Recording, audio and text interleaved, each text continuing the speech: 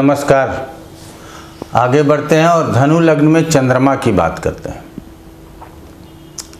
पाठ धीरे धीरे आगे बढ़ रहा है और क्रम से जो भी पाठ पढ़ रहे होंगे उनको ज्योतिष अच्छी तरीके से समझ में आता होगा।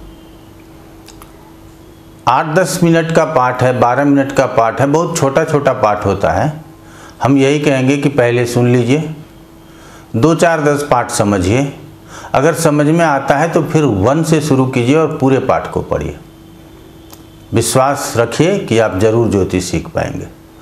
चलिए आगे बढ़ते हैं। अब धनु लग्न में चंद्रमा, ये भावाश्रय फल है, लग्नानुसार मैंने बता दिया है, इसीलिए चैप्टर संख्या बहुत हो रहा है, तो कोई दिक्कत नहीं है। तो अब धनु लग्न में चंद्रमा, तो चंद्रमा को हम लोगों को पहले किस तरह से समझना है, क्योंकि चंद्रमा को शुभ ग्रह भी कहते हैं, अशुभ भी कहते हैं।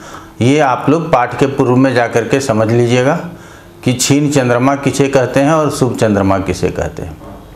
अब आ जाते हैं कि चंद्रमा और गुरु दोनों आपस में मित्र हैं। चंद्रमा गुरु को शत्रु नहीं मानता और गुरु चंद्रमा को अपना मित्र मानता है। ऐसे स्थिति में चंद्रमा को 8वें स्थान का स्वामित्व यहाँ प्राप्त है। तो 8वें स्थान का स्वामित्व होने का दोष चंद्रमा को नहीं लगता, सबसे पहले यही समझ लेना चाहिए। तो चंद्रमा अब कहीं भी बैठा होगा तो हम उसको ये कहकर संबोधित नहीं करेंगे कि ये अष्टमेश है तो आपका नुकसान करेगा। तो ये चीज पहले ही समझ लीजिए कि चंद्रमा अष्टमेश है, लेकिन सूर्य और चंद्रमा को अष्टम के स्वामी होने का दोष नहीं लगता। हमारे से बहुत सारे ऐसे बंधु हैं जो कहते हैं कि अष्टम में अगर स्थित है तो कहेंगे दोष नहीं लगेगा। ऐसा नहीं होता, इसके स्वामी होने का दोष नहीं लगता। और इसको साहचर्य के नियम से कैसे समझते हैं, ये सारा पाठ 1 से 100 तक के अंदर ही है, वहाँ आपके समझ में आ जाएगा। तो यहाँ आप समझते हैं कि चंद्रमा यदि लग्न में स्थित हो, ये लग्न हो गया आपका, और चंद्रमा यहाँ स्थित हो। तो अब चंद्रमा लग्न में स्थित है तो सबसे पहले हम लोग क्या सोचते हैं कि नैसर्गिक शुभ है या अशुभ है, यहाँ तो पता नहीं चलेगा। फिर भी हम लोगों को प्रयास करना है कि हम रिजल्ट क्या बोलें। तो चंद्रमा जिस स्थान में स्थित होगा फल उसी स्थान का करेगा, लेकिन करेगा अपने गुण स्वरूप के अनुसार।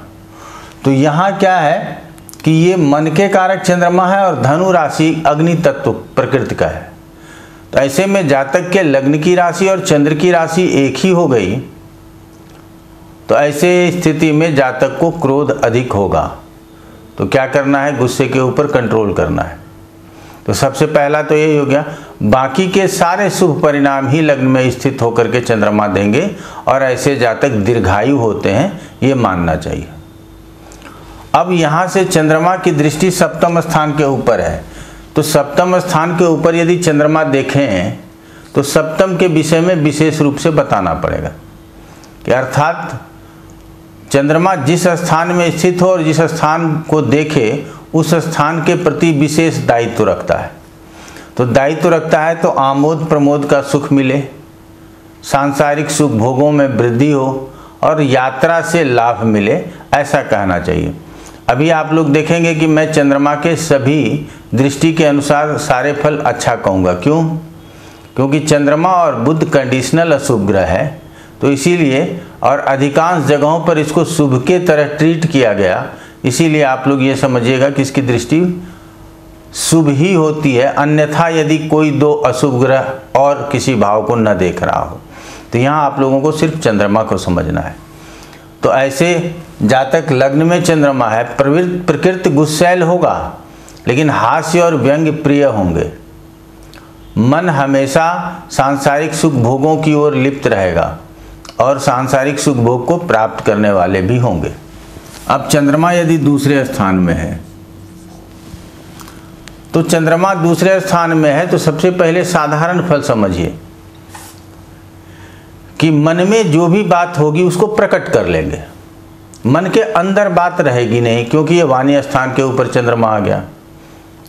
तो ऐसे जातक अपने मन के अंदर विशेष बातों को नहीं रख सकते और अपने परिवार के सदस्यों को सबसे जल्दी बता देंगे, क्योंकि ये कुटुंब स्थान है। वाणी अच्छी होगी कविता करने वाले हो सकते हैं या गायक कलाकार भी हो सकते हैं यदि चंद्रमा दूसरे स्थान में हो।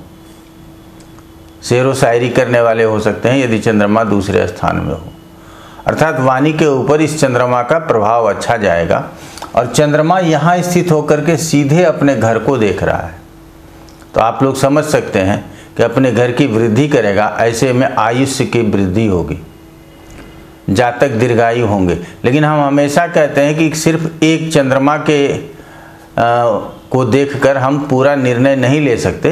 लेकिन चंद्रमा यदि यहाँ देख रहा है और अन्य शुभ ग्रहों का ही प्रभाव है तो जातक को दीर्घायु होना ही चाहिए।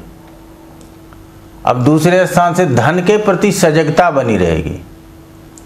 धन कैसे आए, कहाँ से आए, कितना आए, एक्सपेंस किस तरह से करना है, ये सारे विचार वो हमेशा सोच समझ करके करेंगे। अब आँखों का कारक चंद्रमा, भले ही इस भाव के लिए हम सूर्य को कहते हैं कि सूर्य इस भाव के लिए आँखों के बारे में बताएगा, लेकिन चंद्रमा और सूर्य दो नेत्र कहे गए हैं। चंद्रमा लग्न में हो या दूसरे या 12वें स्थान में हो, जातक की आंखें अच्छी होती हैं, ऐसा देखा गया है। चलिए आगे बढ़ जाते हैं। अब चंद्रमा को दो भावों में हम लोगों ने समझ लिया। अब चंद्रमा को तीसरे भाव में समझिए। तो चंद्रमा को ट्रांजिट के हिसाब से तीसरे में अच्छा कहा गया। अब तीसरे में अच्छा क्यों कहा गया? क्योंकि ये शुभ और अशुभ दोनों है। तो अशुभ ग्रह है तो चंद्रमा तीसरे में अच्छा है। अगर ये शुभ है अर्थात सूर्य से दूर है तो हो सकता है कि ये अपने सभी कारकत्वों का फल अपने अनुकूल नहीं दे सकें। लेकिन यदि चंद्रमा इस स्थान में है तो जातक को पराक्रमी कहेंगे। आप बल अधिक होगा और बल के अनुसार अपने बल का ज्ञान भी होगा और उसी के अनुसार अपना फल भी करेंगे। अपने छोटे भाई बहनों के साथ हंसी पूर्वक रहेंगे, आनंद पूर्वक रहेंगे। नौकर चाकर को भी हम मिला जुला करके रखते हैं, उससे भी हमको परेशानी नहीं होती है।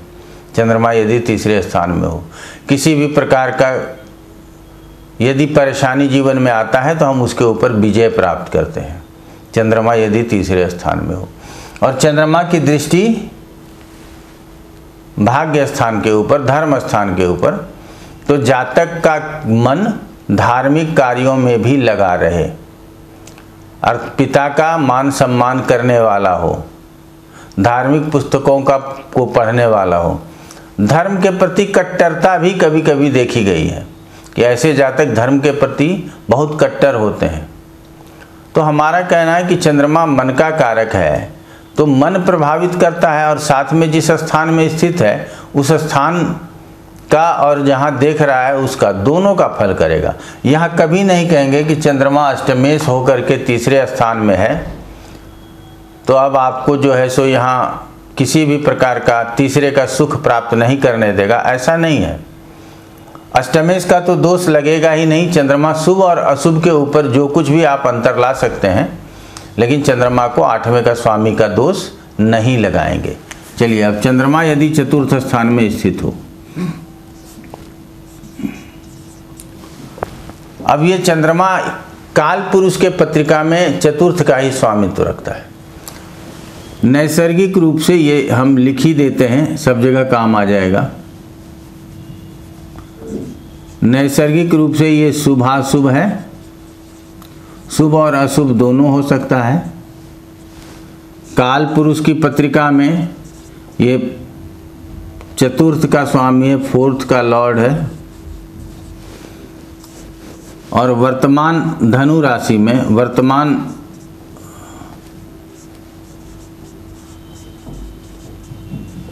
एट्थ का लॉर्ड है। ये तीन चीज तो हमेशा याद रखिए। तो अब ये क्या यहाँ कहा जाता है कि चंद्रमा का चतुर्थ मुहूर्त आदि में विशेष रूप से और गोचर में भी चतुर्थ में चंद्रमा को अच्छा नहीं कहा गया। तो चंद्रमा यदि यहाँ स्थित होता है तो ये कौन से राशि का है? गुरु की राशि का है।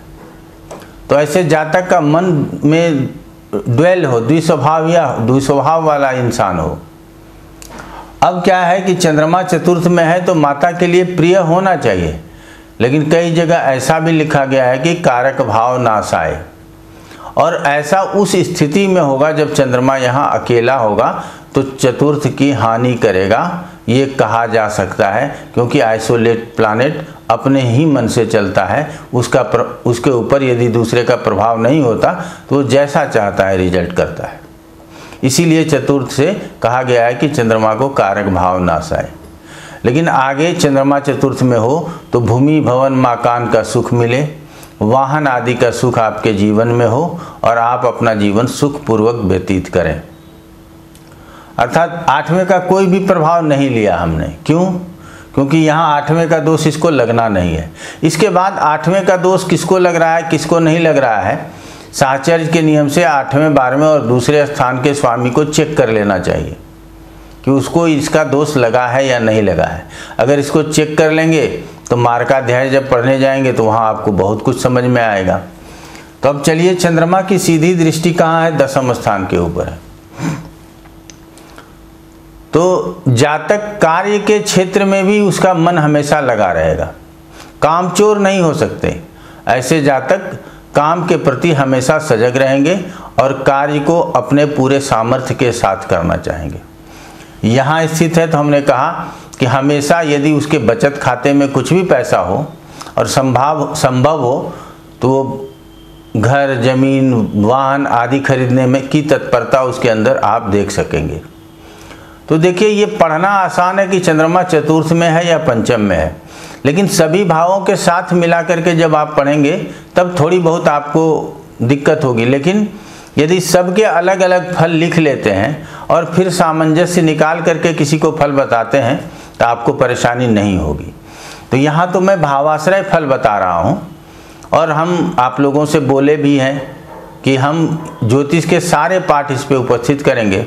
विलम्ब होता है, कभी कभी कंटिन्यू में हम आपको पाठ नहीं दे पाते हैं, लेकिन जिनको बहुत जल्दबाजी हो और जिनको सीखना हो कि नहीं हम आपसे सीखना चाहते हैं, तो हमारे यहाँ हमेशा बैच चलते रहता है। अभी मार्च में 6 मार्च से एडवांस प्रेडिक्टिव एस्ट्रोलॉजी का कोर्स प्रारंभ हो रहा है। आप चाहें तो उसमें नामांकन ले सकते हैं, और 6 महीने का कोर्स है। बहुत आराम से, यदि आप हमारे 300-400 पाठ पढ़ चुके हैं, अगर 100 पाठ भी पढ़ चुके हैं तो आप एलिजिबल हैं नामांकन करा लेने के लिए, क्योंकि वो एडवांस प्रेडिक्टिव है, वहाँ थोड़े एडवांस पढ़ाए जाते हैं। अब राशि स्वामी आदि बहुत ज़्यादा नहीं बताया जाता, इसीलिए आपको प्रारंभिक जानकारी अर्थात बेसिक नॉलेज होना बहुत ज़रूरी है।